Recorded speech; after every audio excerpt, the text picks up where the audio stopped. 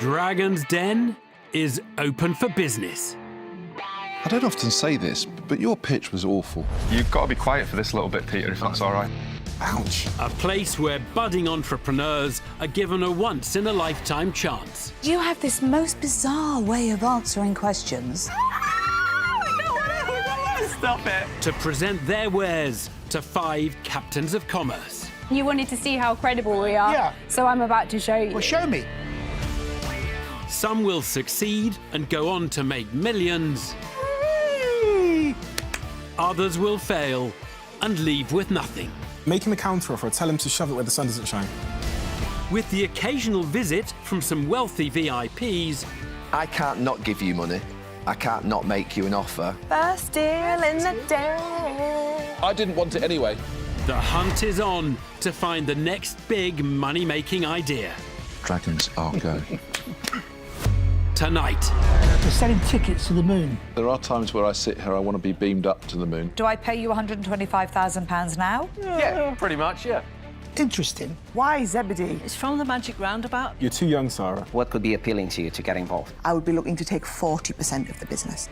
Vampire. I heard that. I see Sarah on her social running 5K every day. She looks like she's half dead at the end. At least one of us gets up and goes for a run. You can't even run to the loo, Jones. Oh, God. Got competition now. This is worrying.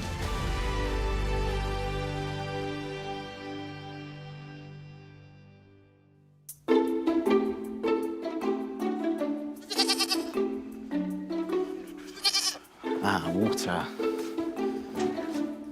I want a frog in my throat. Hello, I'm Nick. Hello, I'm Ricky. I'm Danny, and we're all from North Somerset. I've developed a product.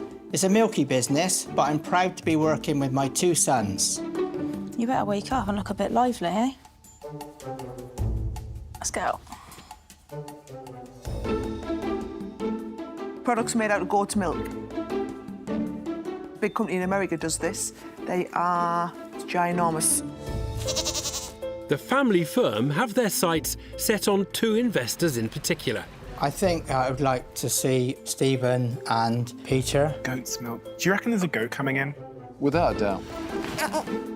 The combination there would drive direct online sales through social media and open some of the bigger chains which we've been trying to get into.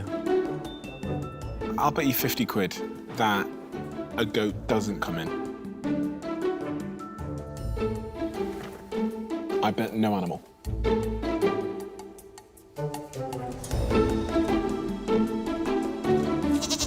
Show me, buddy. Why did you bring a goat? Hello, Dragons. And my name's Nick, and I'm from the family-run business called Goats of the Gorge Limited. I'm here today with my 2 sons, Daniel and Ricky, and we manufacture goat's milk skincare products. The business started when a hospital consultant advised me to start drinking goat's milk to help with my osteoporosis because of the calcium intake.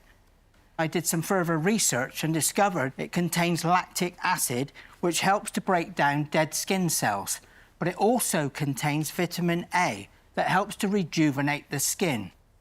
We offer a wide selection of nourishing skin creams, soothing lip balms, and exfoliating clay masks. All of our products are palm oil free, and we are preservative free as well. Our skincare products can now be found in over 100 independent retailers, and we've very recently listed our products onto the Superdrug marketplace. We believe that with the help of a dragon, we can continue to reach a much wider audience and continue working towards household recognition. Thank you for listening. Did you want to say how much you're looking to raise and the percentage you want to give away? Yes, sorry. Yeah, we're looking to for an investment of £30,000 for 10% of our business. Do I hear a Somerset accent there? Yes, yes. Are we from the Gorge? I'm trying. Somerset. Where are you from? We're from Chew Valley, actually. Chew We're Valley. not very far from minutes. Cheddar Gorge, 15 minutes. Skincare products made from goat's milk is the business offering from Nick King and his 2 sons, Ricky and Danny. Do you like to feed her? Oh, she's lovely. The 3 Kings are offering to hand over 10% of their company in return for a £30,000 investment. Oh, look. Look. How old is she? She's 2 weeks. Sorry, oh, sorry, I forgot where I was then. Thank you, Tamara. Thank you. Thank you. Sarah Davies is the first to get to grips with the goat product proposition. Ricky, Daniel, what's it like working with your dad? Oh, yeah, it is. You know what? There's a lot of benefits involved. Dad's brilliant at labelling, so just the... Dad's brilliant at labelling. Do you know what, Nick? Of all the things they could have said you were awesome at, they picked labelling. I know. So how long's the business been going, and how big are we? So the business was registered in 2020. And in the first year, the sales were 48,500. Yeah. Last year, after the boys joined me, the sales were 113,000. Good to see you earning your keep, lads. And this year, we're 2 months short of our financial year, but we are 104,000 in sales. Brilliant. And have you followed the Beekman 1802 story over in the States? No. So, the Beekman brothers. Oh, the Beekman brothers, yes, Beekman sorry. brothers. Yeah, Beekman 1802. Yeah. I mean, sorry, that was Newcastle meets Somerset. That's what just happened. You probably needed me in there to translate. You did the translation. Yes. No, yes, I'm well aware of what they're doing, and yeah. So, they do products made out of goat's milk. They started on a farm. They used their own goats. Yeah. Milk from their own goats. That's how they started. Yeah. I mean, that has been a monumental growth in that business. Yeah. And that was all driven through their products being big on the shopping channels. Right. Yeah. So is goat's milk as a cosmetic product a trend at the moment? Where are we in that sort of trend line? Yeah, goat's milk's definitely becoming more popular in the way that people just like more natural skincare nowadays. But you're still yet to see it in that mainstream retail. I've never been into a supermarket and seen goat's milk skincare Have you got before. competitors in this part of the world? I know Sarah mentioned one of them, but is there any competitors that you look at that are in the UK or Europe? There are, however, not where we would want to be in terms of supermarkets. We're looking to get into mainstream retail and get that household recognition. Household recognition. How? What's the journey from where you are now, where you're doing 100 odd K revenue, to becoming a household name where this business is making 8 figures a year? And do you guys clearly understand the levers that need to be pulled for it to go? What levers do you need to pull? What needs to happen? So we don't have any livestock distractions, so we can expand our manufacturing capabilities. We don't clock watch because we're a family-run business. We just keep driving. We just keep pushing the sales. And we've got quite a good following in terms of subscribers. We need to get behind our TikTok more, and we need to get behind our social media, Instagram and things like that. And we really need to get the message across of the benefits in it, and we are continuously trying to do that. Your brand, Goats of the Gorge. It's not great, is it? I'm looking at that going, why would I buy goat's milk soap? And I'm not really, it doesn't tell me why I would buy it. No. It says it's handmade and cruelty-free. Well, you know, I'm hoping that, you know, that a lot of products are made in this similar light. So it doesn't say what it does on the tin for me. And here, I wouldn't know the benefits. It says goat's milk and geranium face and body skin cream. I might look at that and go, I've no idea. Can I use geranium? It doesn't say what it does. Right. Yeah. I mean, we're always open for suggestions on, rebranding, and we've just done a rebrand, and actually the old label said that on there, but we didn't want to just have people say, oh, I haven't got sensitive skin, so I'm not going to buy that product. We wanted to cover the bigger audience so that actually not just sensitive skin people can buy it, anyone can use that. No, but it still doesn't tell me, even on the back, you've just said our goat's milk is scented and it's formulated with the best ingredients, including all the benefits that come from using goat's milk, but I've no idea, what are the benefits? Right. So it's not explained on the, right, okay. Guys, now, where'd you get your goat's milk from? So we use a supplier in the local village, and then another one we use is a friend of ours in Wales. So I'm a vegan. Well, I'm not actually vegan, I'm plant-based. Yes. But I do think carefully about using animal product Obviously, I don't eat any animal product, that's dairy or animal. I'm not so strict on the skin care as long as it's high welfare animal. So what sits behind this in terms of welfare? Do you know the welfare of the animals? So, yeah, very well looked after. They're show goats, but she was throwing the milk away before. Right. So we've managed to put it to good use, and we take all of her milk now. OK, well, that's a good answer. I also love the fact that you're palm oil free, so you're clearly thoughtful about all of those things. Yeah. The smells are lovely.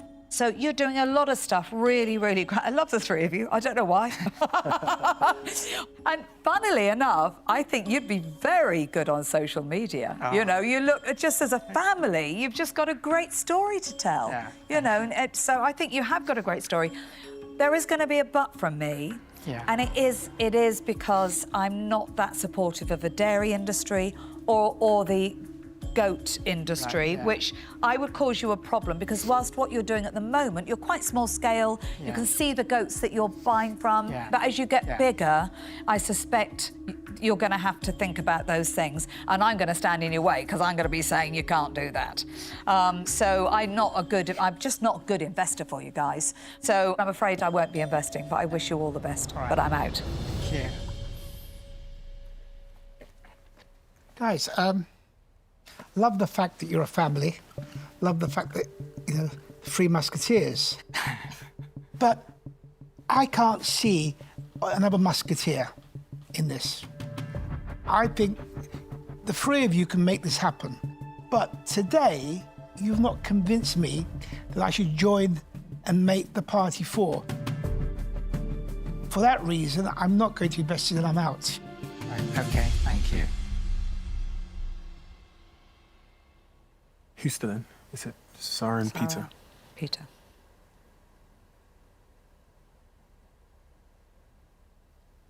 Yeah, do you know what it is? The reason there's, I think, a little bit of a delay, a little bit of a pause is really like you guys.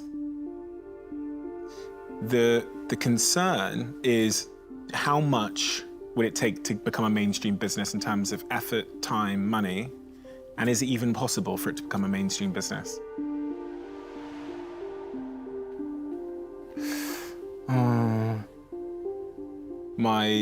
My head is saying there's probably not enough evidence that this will reach the scale it needs to with ease to return on the investment. But my heart is like, you know, would love to see you guys be successful and help in any way that I can. It's just...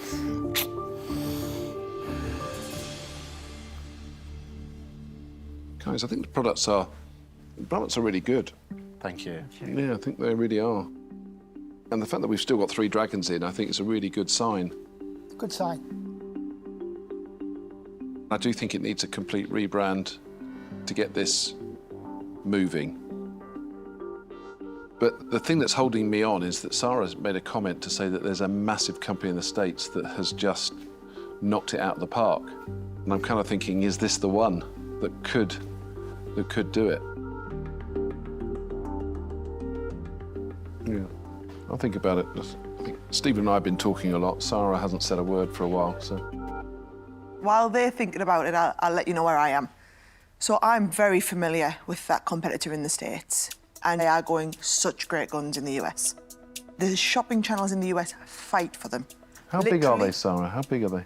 I wouldn't know their turnover, but I know how much business we do with the shopping channels in the States, and I fight against them for big shows, and they probably do 4 or 5 times what we do. Wow. In the States.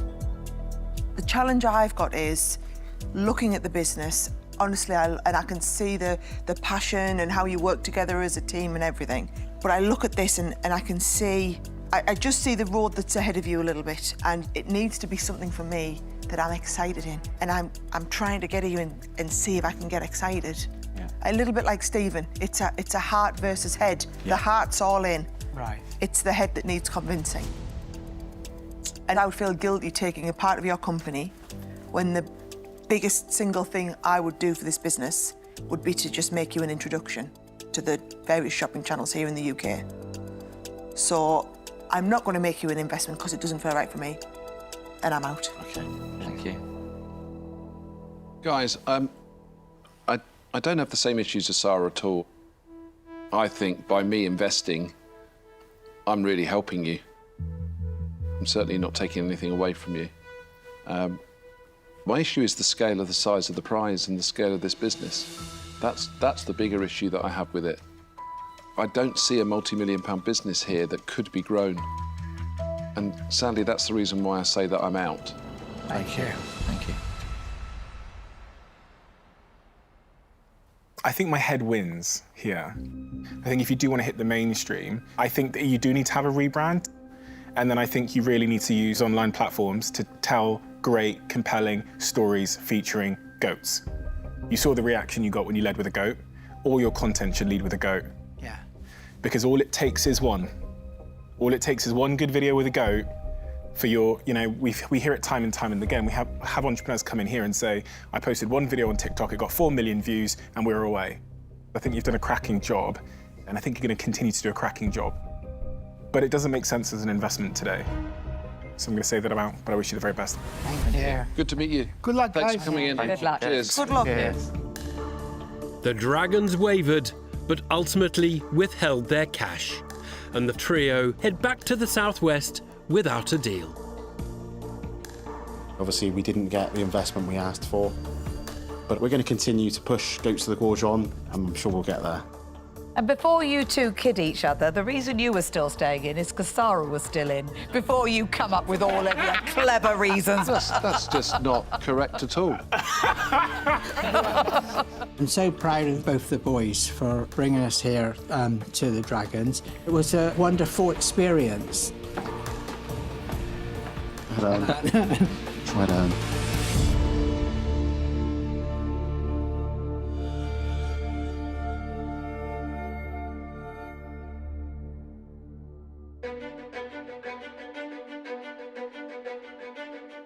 He looks like he's aggy there, doesn't he?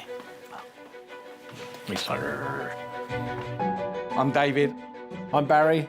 We've got a legitimate product that's never been seen on the Den before. It's going to change the future of tourism. They're selling tickets to the moon. There are times where I sit here, I want to be beamed up to the moon. We've got huge ambitions for this company. We are going to take over the universe. The Dragons definitely need to invest in our business now. They need to get in at the beginning. We can only go one way, and that's up.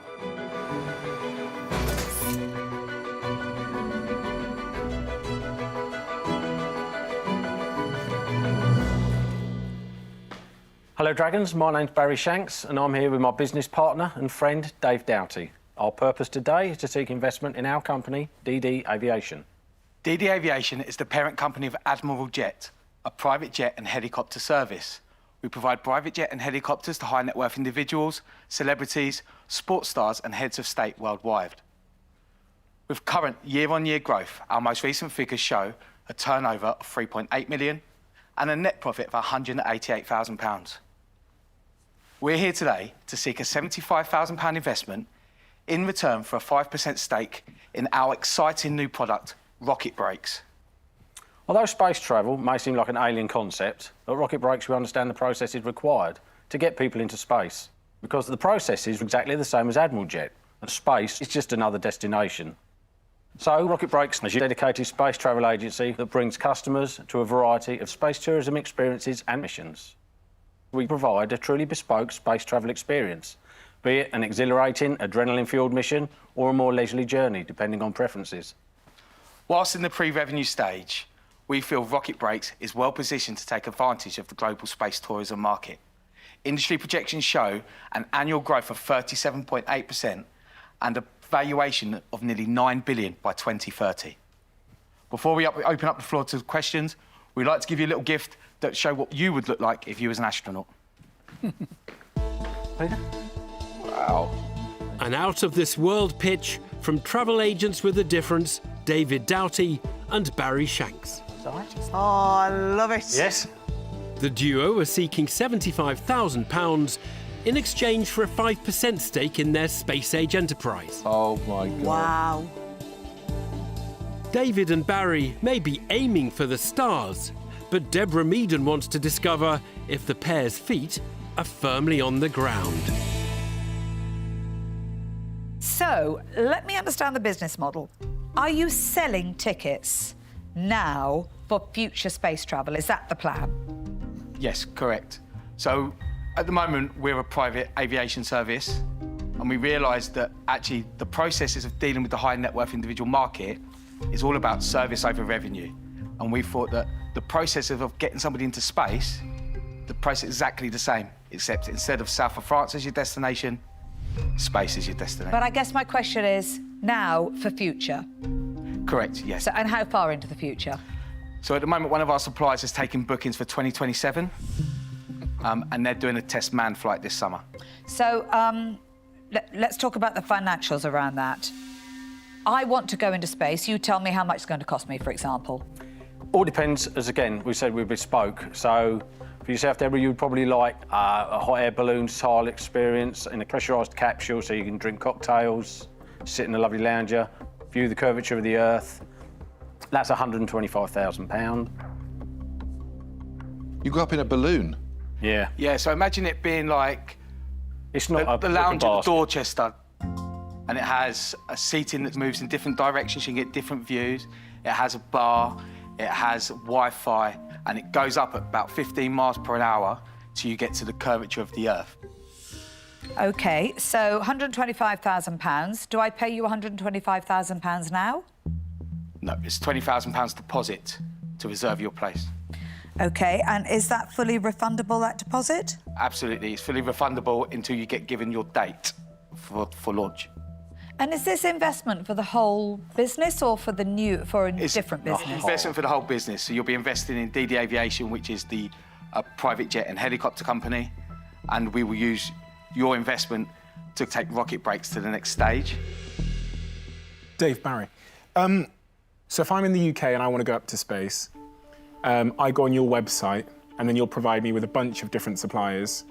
Yeah. Like a Skyscanner or a flight aggregator, telling me the best price, the best package, etc., etc. It's a bit more personal than that. It's about listening to what you want from the experience. And I liken that to a safari. So if you're going on a lad's holiday to Ibiza, it's easy to book your own flights, it's easy to book your own hotel. If you want to go on a safari and you want to see giraffes or rhinos, or you go to a specialist and they arrange everything for you because they want to match what your expectations are and what your budget is to the right experience for you.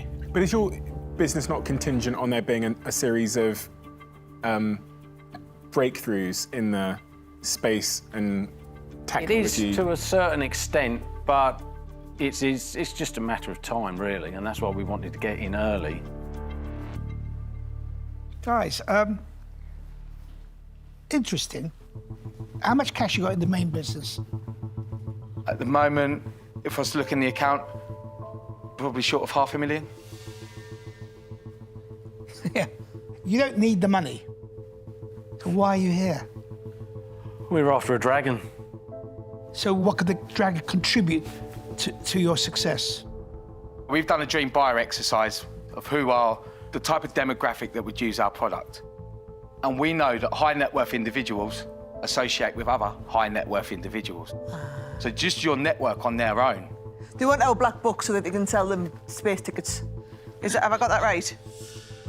Yeah, pretty much, yeah. But your network, you'll know other high net worth people, you'll know people that this will interest. I mean, take Richard Branson. When he went up, he became astronaut 001. I mean, that's pretty cool. And I bet you all know somebody in your network who would love to be astronaut 001. I prefer astronaut 007. Is that really, Get on the queue. Is that really what you're looking for, though? You're looking for us to introduce you to rich people? I feel like... Well, actually, we want... Is that really what's going to grow this business, me introducing you to rich people? We want to use your investment to actually start recruiting and taking people in a house, in the office. We've got an office space ready. You've got the money, you've got 500k in the bank. Yeah. Yes, but we use that 500, that's used specifically for Admiral Jet and growing that business. We have a business plan for that. You're not using it to grow the business because it's sitting in the bank.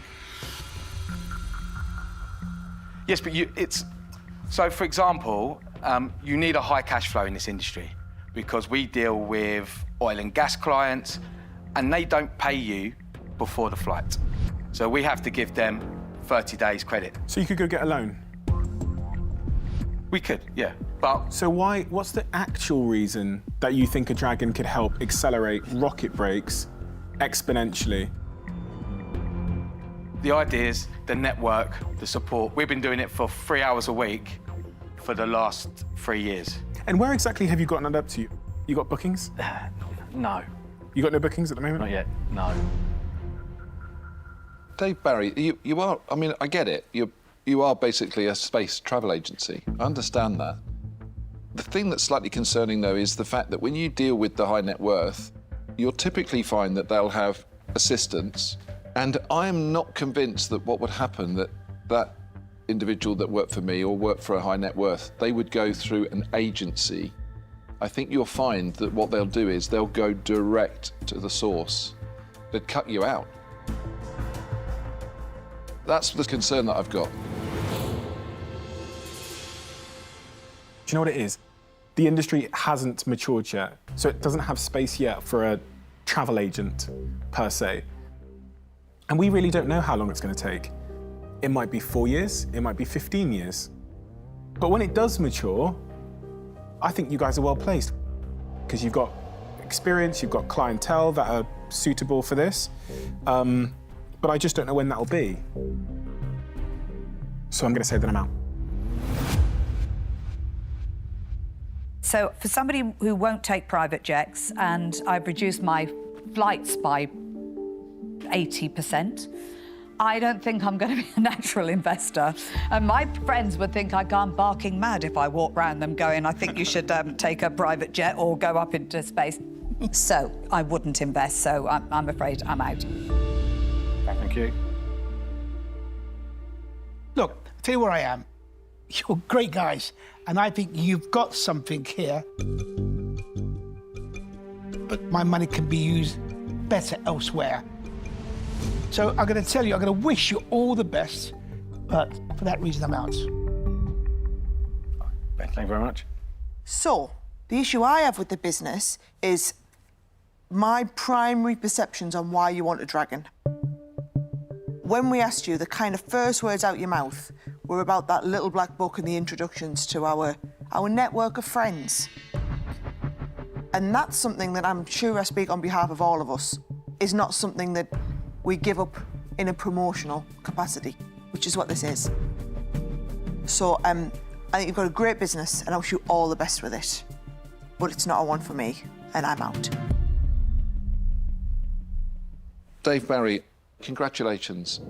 Anybody that start a business and can turn over 3.8 million and 180 grand in the business, which is tough, which I know it's tough, I say well done. I think that's absolutely first class. Thank you. Thank you.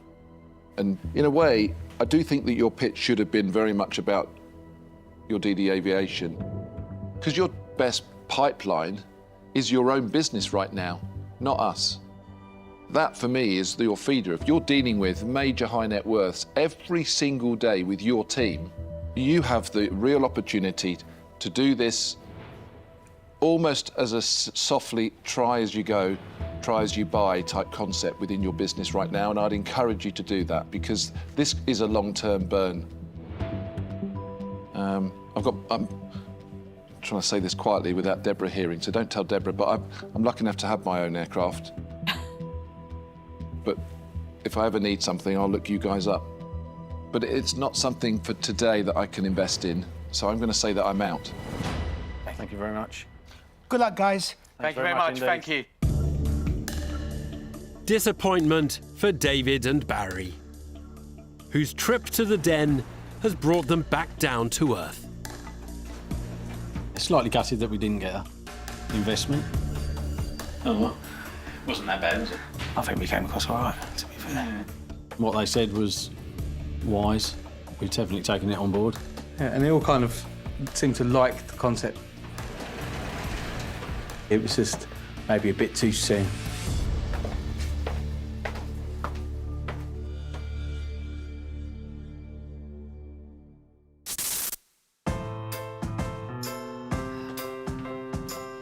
Hi, I'm Diane. I'm from Grimsby. and I solved the problem of sloping ceiling storage. That looks good. That looks really good. If you've got a slanted wall. That looks perfect. You could put, like, my clothes on the right and Deborah's clothes on the left. Her product might be a neat fit for dragons of every size, but Diane's got more on her mind than wardrobe management. I am really nervous, but my family are well behind me. Sorry. Did lose my mum just before it all started, and my dad 18 months ago. But I know they're still watching, and I know they're very proud.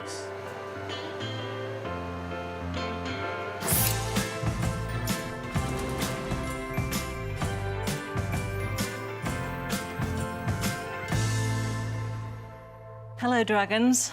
My name is Diane, and I am the creator of Zebedee Any Angle. I have a loft bedroom which isn't very wide and has 4 sloping ceilings, and a few years ago I decided that if I could hang clothes rails to the under eaves area of the bedroom, then I could use that end of the room as a walk-in wardrobe and have the rest of the room just for my bed. But the only problem was I couldn't find any sloping clothes rails anywhere, so I set about designing my own. After a few versions, I hit upon the idea of using a spring round a rod. I drew what I wanted and took it to a local engineer's to be made. When fitted, the results were amazing. They allowed me to hang all my maxi dresses and tall things at one end and small things like T-shirts at the other end. They were strong and durable and could cope with all my clothes, which, believe me, took some doing. Now, a few years on, we've sold 15,000 units to date, with a turnover of 860,043 net. That's mainly to the UK via our website and Amazon. And we have recently rolled out Amazon Europe 6 countries and hope to do the same for America in the next year. I'm looking today for a dragon to help Zebedee take it to the next level with an investment of $75,000 for 10%. Thank you. Clothes rails designed specifically for sloping ceilings are the brainchild of Diane Challender. Always get muddled up coat hangers, don't they? Yeah, they do, don't they? The little monsters. That's the point of this, isn't it? Yeah. Diane is seeking £75,000 in return for a 10% share in her business.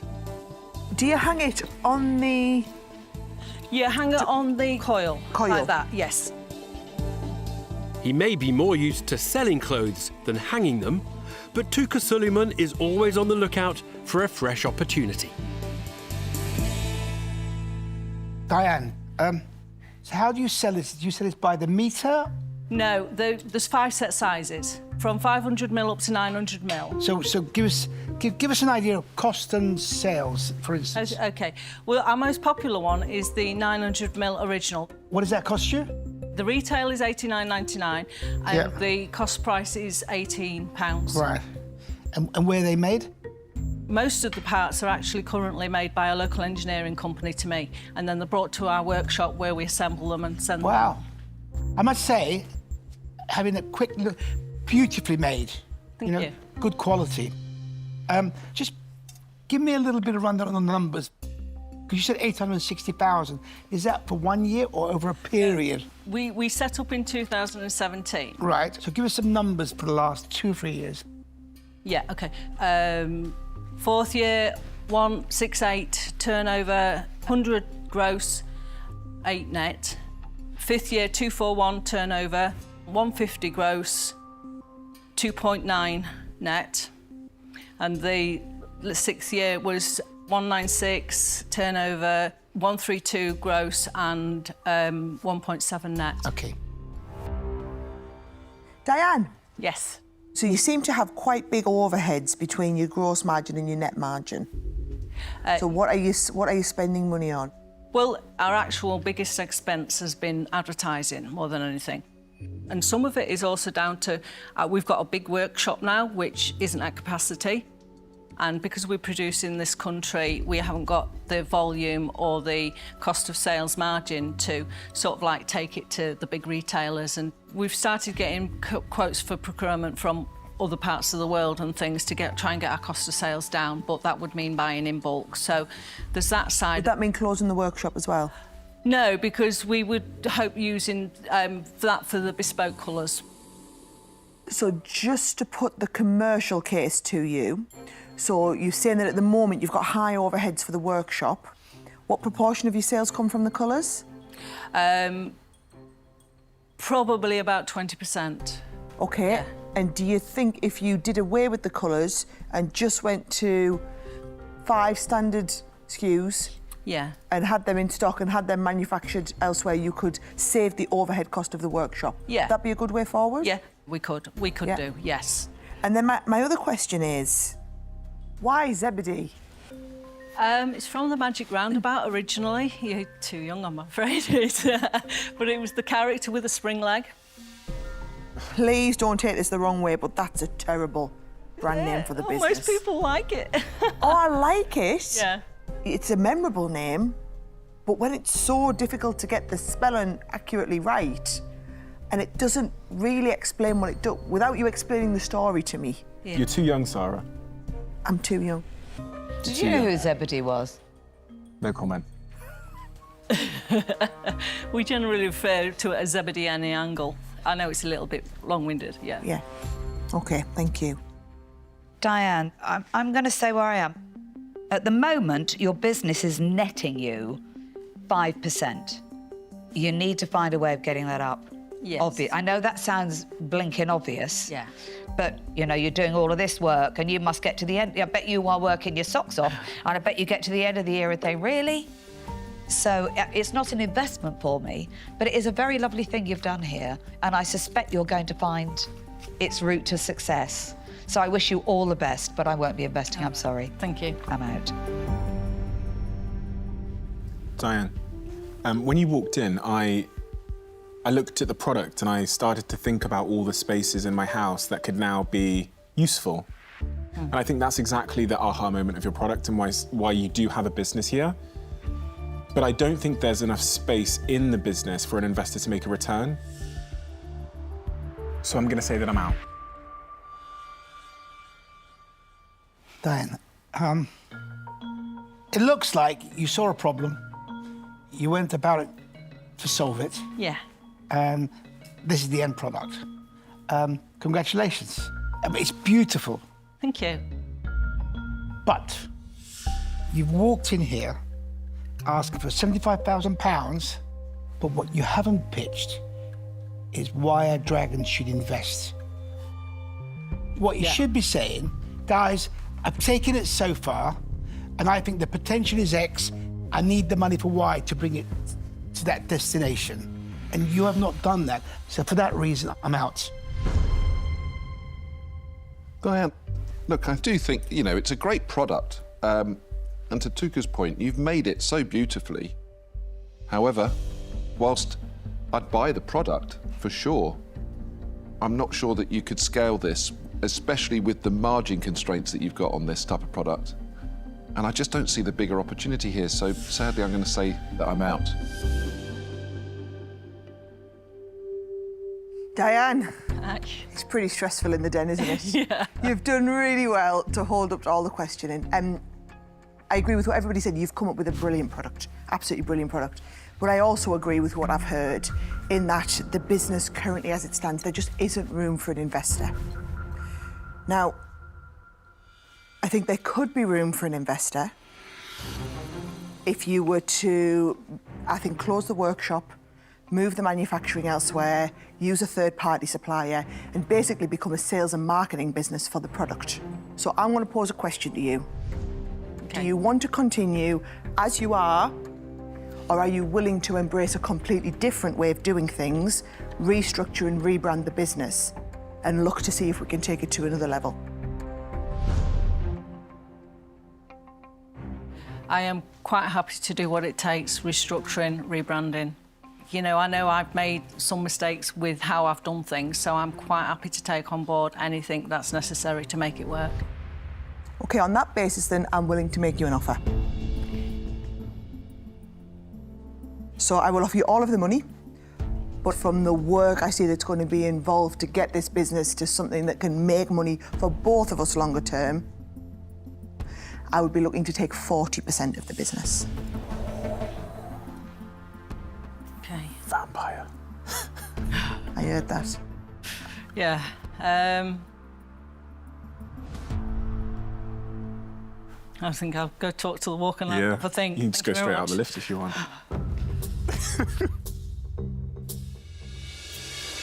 An offer for Diane, but it comes at a cost, with Sarah Davies demanding 4 times the equity she wanted to give away. Go straight out there.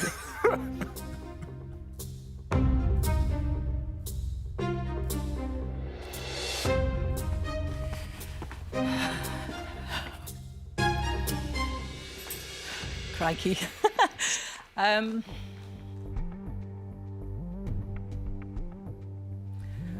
Would you do 30? There's a lot of work involved. A lot of work involved. What I would do, I think it's feasible that within 18 months, if this is successful, we could pay me back the 75. Once we get to that position, I'd be happy for me to own 30 and you to own 70.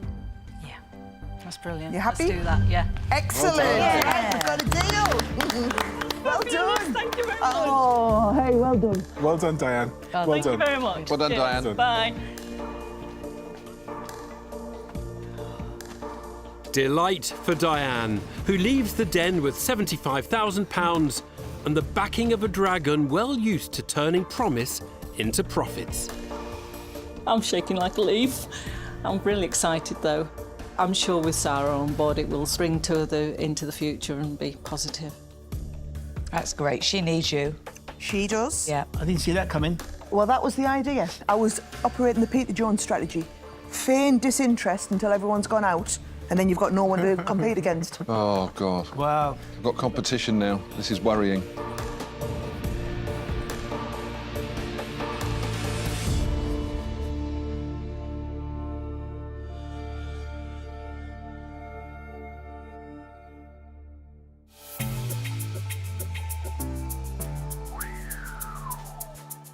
Hi, my name is João Andrade, and I come from Portugal.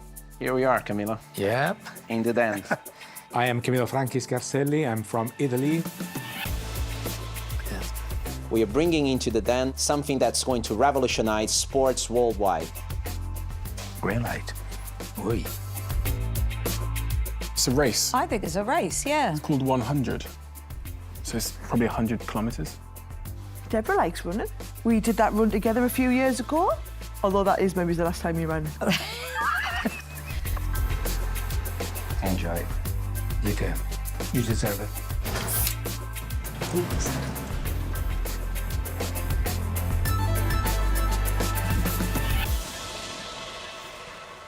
Hello, Dragons.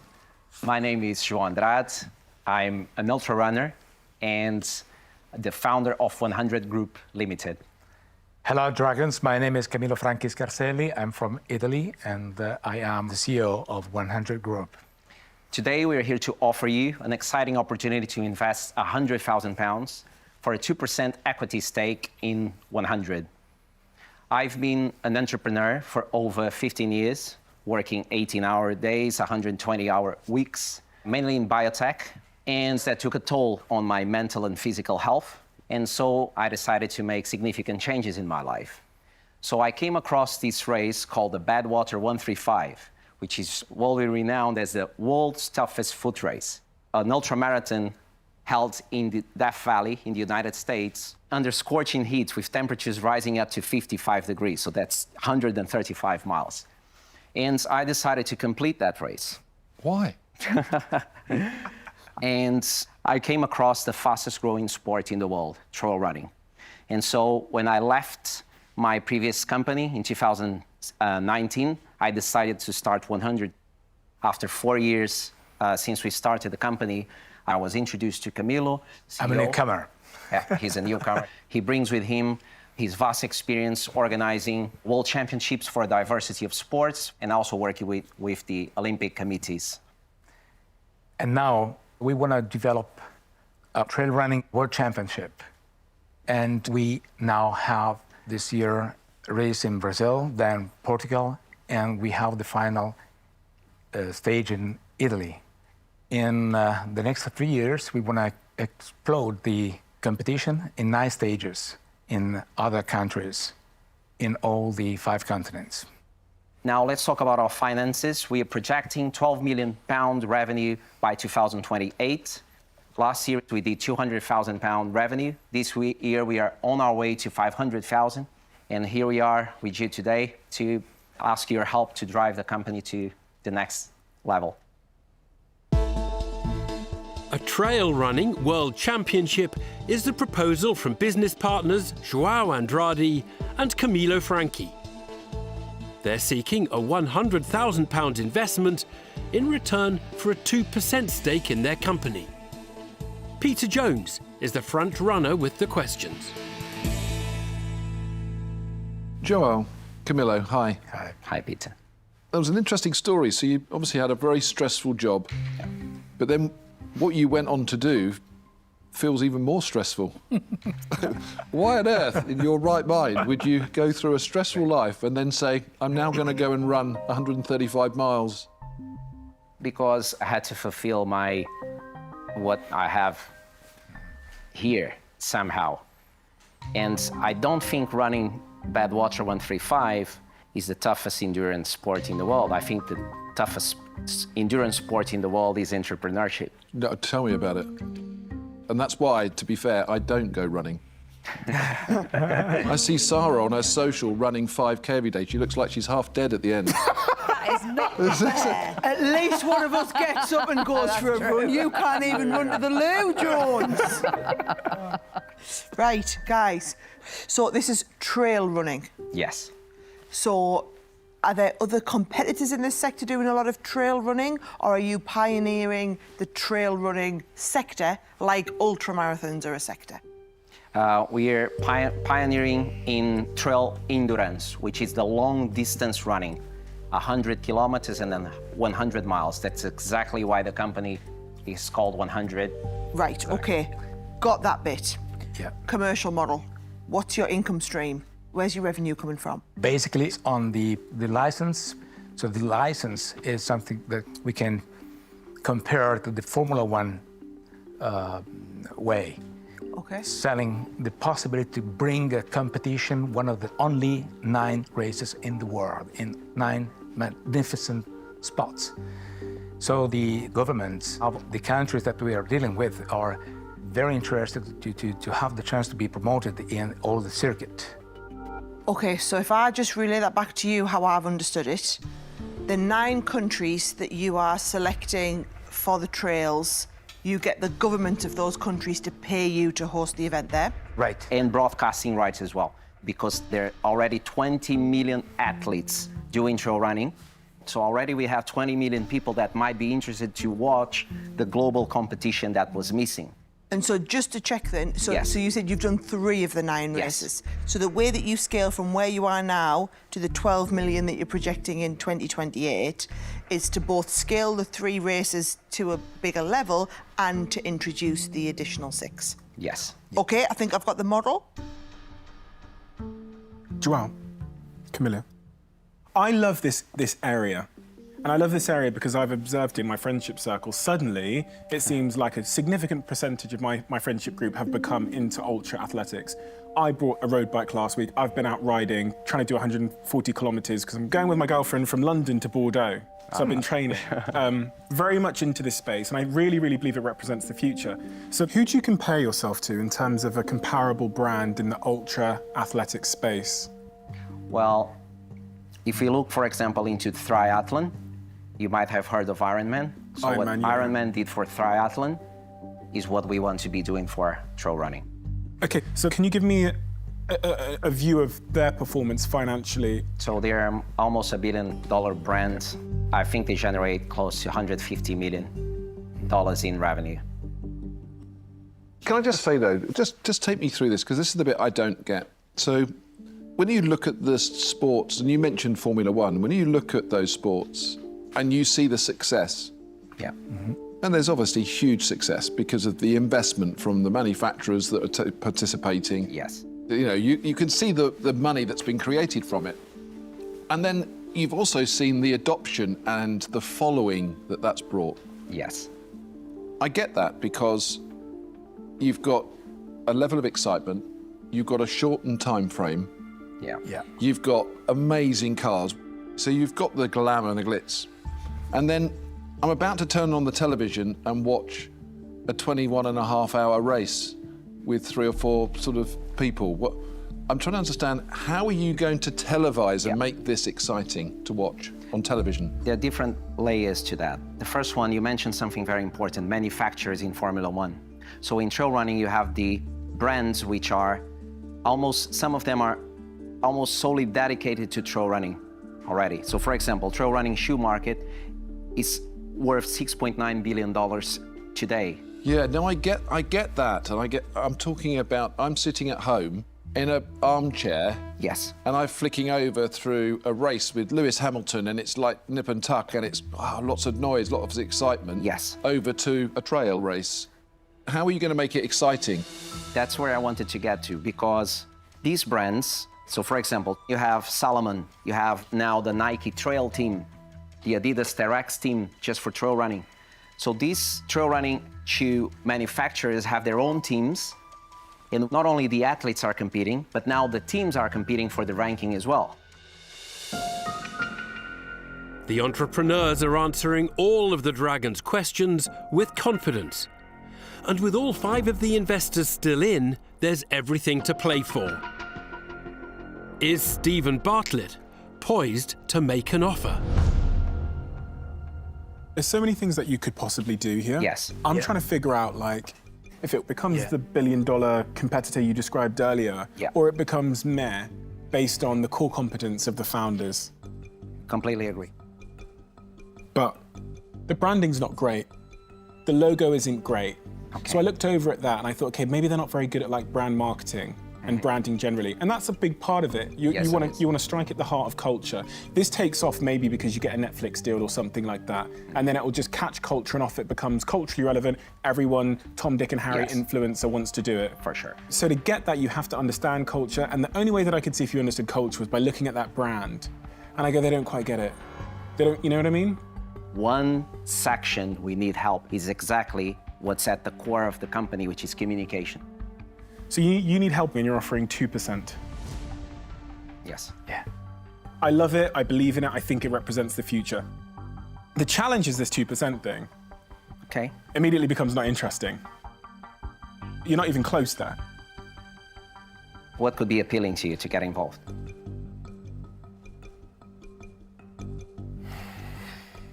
I don't think you're gonna like what I say. So give me an offer.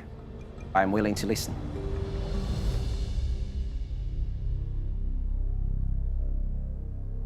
I'm gonna make an interesting offer here.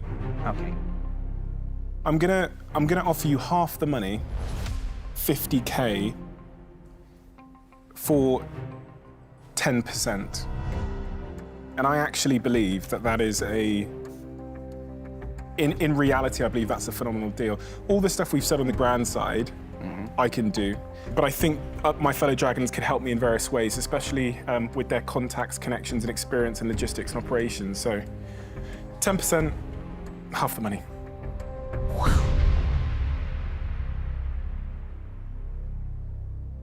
What was your feedback to Stephen's offer? I wanted to make a counter offer. Okay. Before coming here, of course, we study very well the profiles for everyone. In your case, particularly, this element of communication. And we see the importance of digital marketing, social media.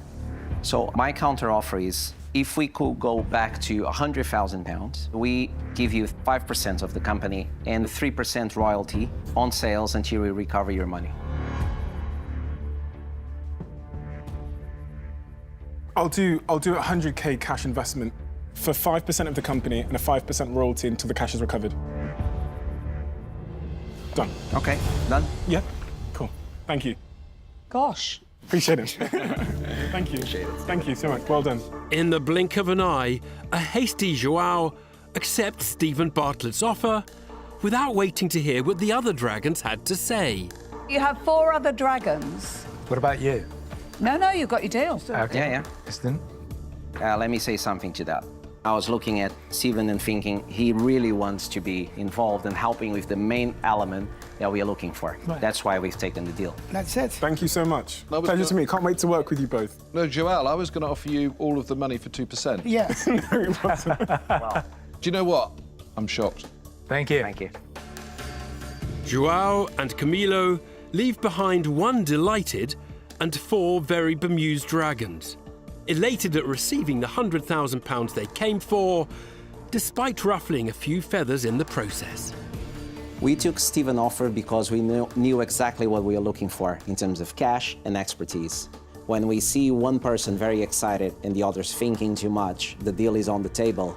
We cannot miss it, because sometimes the conversations change in Dragon's Den and then everybody is out. So that's why I took the offer before different conversations could take things downhill. What is very important for us, that we have Steven in the team. That's absolutely correct. I tell you what, though, I'm going to use that strategy again when you've got 4 of the dragons poised, waiting to make an offer, and you just get up and offer your hand out. There you go. Straight in. There you Perfect. We'll call it the Stephen Bartlett move.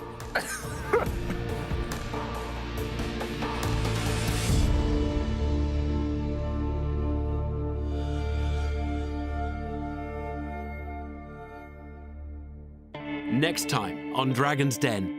You need to take notes, Peter. This is how you can look this good. I'd rather paint my own toenails. Look at his face light up. Look at that. Before you say you're out, can I say something? I was just going to invest. Someone was trying to take 40% of his company over here. Vampire Solomon. I see this on TV all the time, and I say, why didn't you just take the deal? It's a good deal.